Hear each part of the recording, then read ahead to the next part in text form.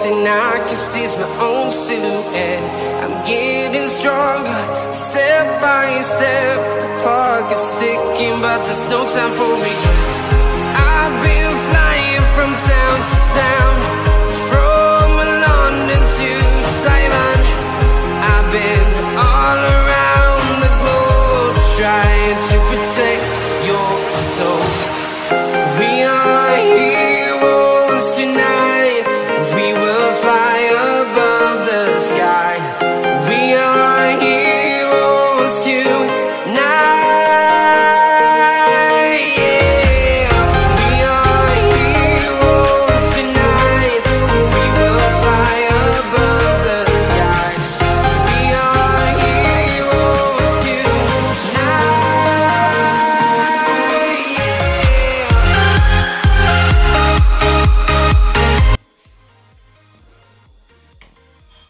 Assalamualaikum warahmatullahi wabarakatuh. Perkenalkan, saya Inka Pratiwi dari kelas 6 Ekonomi Syariah E Universitas Islam Negeri Profesor Kiai Haji Saifuddin Zuhri Purwokerto. Assalamualaikum Pak. Waalaikumsalam. Nah, ini dipanggilnya Bapak atau Mas nih? Kelihatannya masih muda. Ya, berarti Mas aja. Oh, Mas aja. Oke, siap.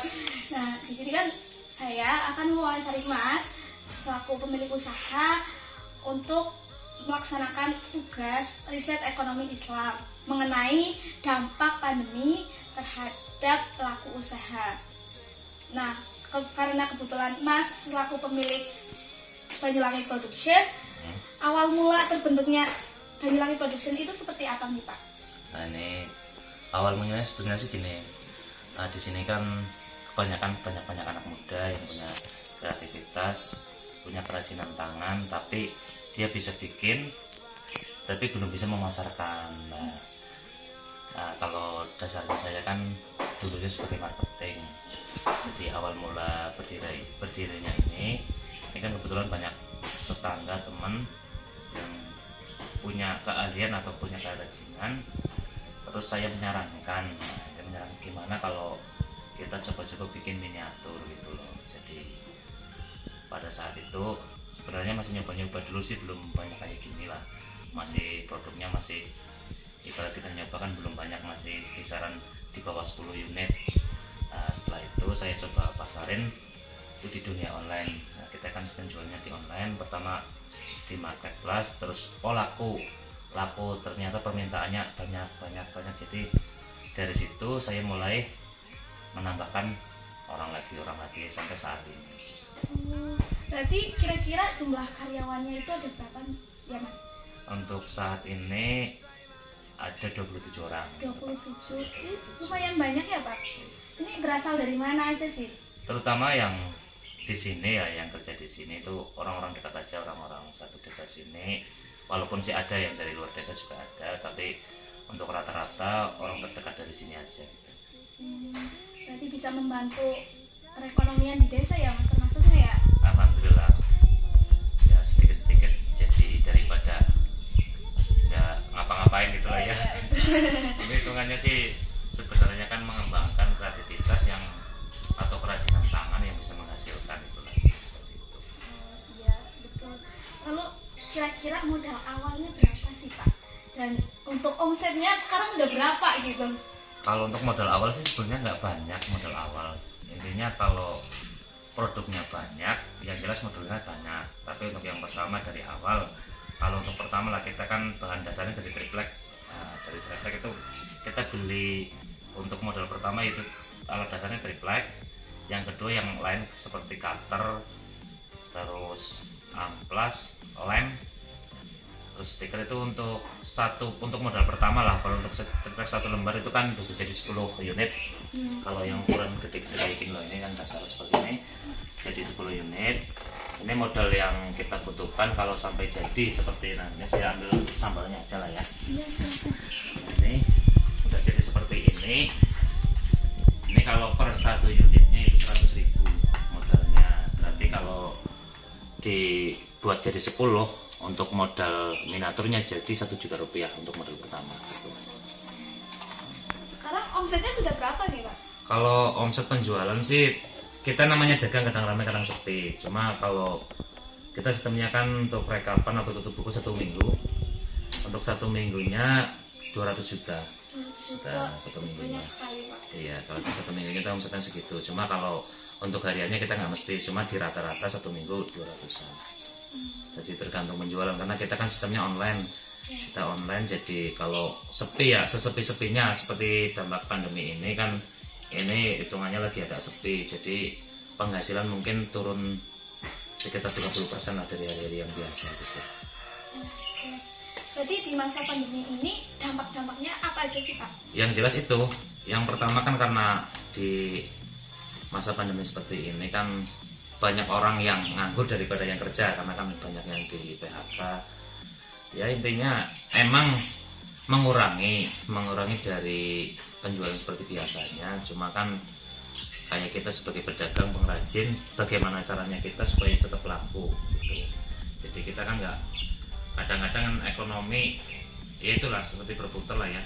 Kalau seandainya kalau untuk di saat ini kurang ramai, gimana caranya kita buat ramai? Yang pertama itu kan yang jelas kita bikin promo, kalau gitu diturunkan harga lah gitulah, jadi yang nggak sanggup beli jadi bisa beli gitu. Kayak gitu paling ya seperti itulah. Kalau sistem saya seperti itu, jadi pemasaran dibanyakin. Kalau kunci di usaha seperti ini yang penting itu kan banyakin seller. Makin banyak seller kita makin banyak penghasilan gitu loh, karena makin banyak yang menjual gitu. Berarti di sini pemasarannya gimana? Dari kemana aja Pak? Toko online-nya apa aja sih? Nah, kalau kita pemasaran sih dari toko online sih, terutama online. Kalau sama marketplace lah, sistem di Facebook marketplace. Kedua itu toko-toko online. Toko online kan banyak. Nah, nanti kalau saya bilang tokonya apa, termasuknya kan nanti gimana. Intinya toko online dari Play Store juga bisa diinstal untuk toko-toko online-nya gitu lah. Banyak toko online. Memang kebanyakan dari sini penjualan memang toko online sih. Gitu. Berarti nanti ketika ada yang order gitu, nanti dari kurirnya ke sini atau bagaimana Pak? Kalau saya kan sudah sistemnya dropship ya, jadi dari jasa pengiriman sudah kerja sama saya di sini, jadi setiap hari memang nggak perlu disuruh udah kesini karena udah langganan tiap hari kirim gitu. Dia malah yang lebih mudah ya Mas? Iya, sebenarnya lebih mudah. Cuma kan tinggal kitanya aja gimana caranya supaya tetap bisa jualan terus dan produknya laku terus gitulah intinya gitu. Lalu kendala-kendalanya mungkin ada nggak Pak? Misal produksinya atau sistem pemasarannya atau dari pengirimannya? Ya. Untuk kendala yang terberat itu kalau di masa-masa kayak gini lah, masa gini kan masa pandemi, terus lagi musimnya, ada yang baru lulus sekolah, ada yang masuk sekolah. Intinya dari keekonomian untuk dana yang seharusnya untuk lain-lain kan mereka memikirkan untuk pendaftaran ulang atau untuk biaya sekolah gitulah. Intinya seperti itu kalau untuk di masa-masa sekarang atau bulan-bulan ini. Gitu. Berarti solusinya agar usaha ini dapat terus berkembang seperti apa? Kalau saya sih solusi ya sebenarnya mudah sih ya. Yang penting kita mau usaha, kita mau gimana, nyatanya sekarang lagi sepi ya, gimana caranya kita supaya laku. Bisa tadinya gini, kita jualan cuma ngandelin di online, tapi cobalah kita door to door atau dari toko ke toko, atau kita punya ada acara lah. Contoh di sini ada acara, ada pasar malam atau ada tempat-tempat wisata, kita coba bawa barang, nanti kita dagangin di situ. Jadi nggak melulu di online, tapi kita juga jualan di offline-nya gitu loh. Seperti dagang yang di gelaran-gelaran gitu loh. Paling kayak gitu solusinya. Berarti ada online ada offline ya? Iya betul. Tapi jadi lebih banyak di online-nya. Oh iya. Kalau ada yang kesini langsung beli juga ada. Kita kan jual brosur dan eceran. Kalau kebanyakan yang ambil brosur sih toko-toko atau yang dia emang jualan, tapi jadi dia memang nyetok banyak, jadi ngambil di sini banyak gitu loh. Berarti di sini pengiriman khusus dalam negeri atau udah keluar negeri? Dalam negeri dan luar negeri. Oh, luar negeri juga sudah pernah? Sudah. Jadi kalau untuk luar negeri kan biasanya itu kan, kayak saya sendiri kan punya YouTube, jadi mereka ada yang lewat YouTube atau yang belum. Kalau di toko-toko online saya kan belum nembus ke luar negeri, paling di Facebook atau di YouTube saya sendiri itu yang luar negeri yang beli. Oke. Nah, tadi kan sudah diceritakan omsetnya banyak, produksinya, karyawannya gitu. Lalu bagaimana nih pesan buat anak muda supaya agar dapat memulai usaha dari nol, agar bisa merintis hingga berkembang pesat seperti ini? Nah, kalau mungkin sih nggak banyak pesan dari saya. Intinya kita jangan malu dalam bentuk usaha apapun. Intinya kita punya kreativitas, punya keahlian, kita manfaatkan untuk mendapatkan hasil. Intinya seperti itulah, jangan malu berusaha. Jadi kalau semuanya kita pengen usaha, ini kok gagal, jangan menyerah. Kita usaha lagi dan terus berusaha. Nanti kita akan memetik hasil yang menyenangkan.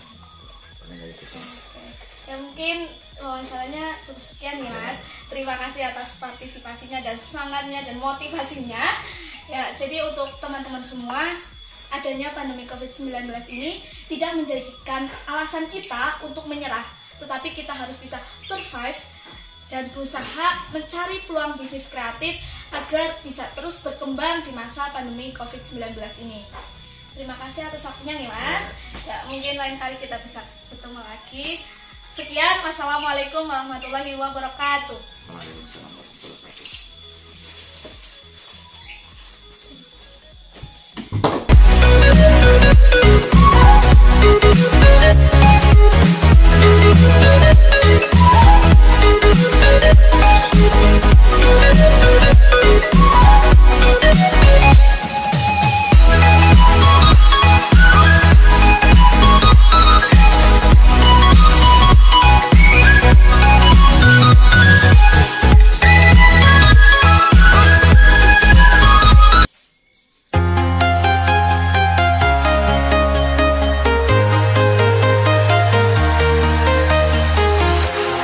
Walking alone, the streets are empty. The only thing I can see is my own silhouette. I'm getting stronger, step by step. The clock is ticking, but there's no time for regrets.